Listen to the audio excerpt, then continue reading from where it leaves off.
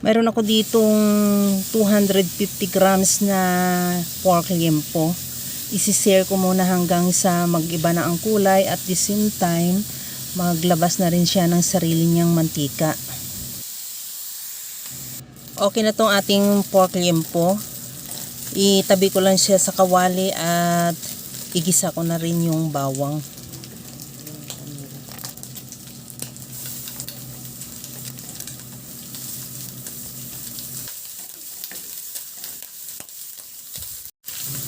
Isunod ko na rin ilagay yung sibuyas.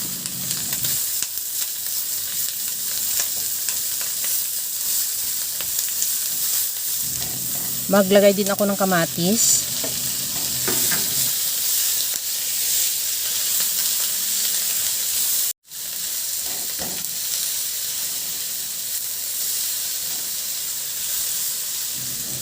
Timplahan ko na rin ng asin at paminta.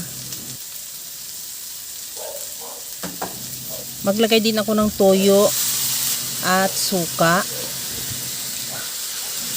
Lagyan ko rin ng oyster sauce.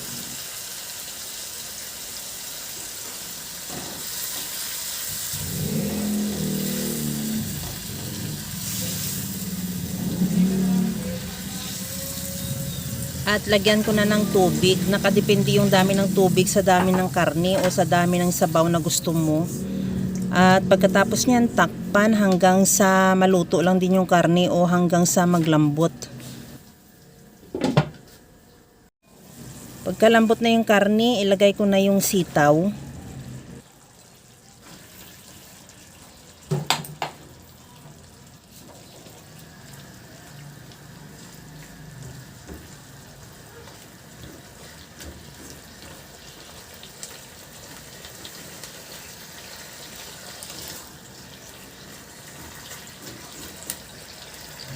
Takpan ko muna ulit hanggang sa maluto lang din yung sitaw.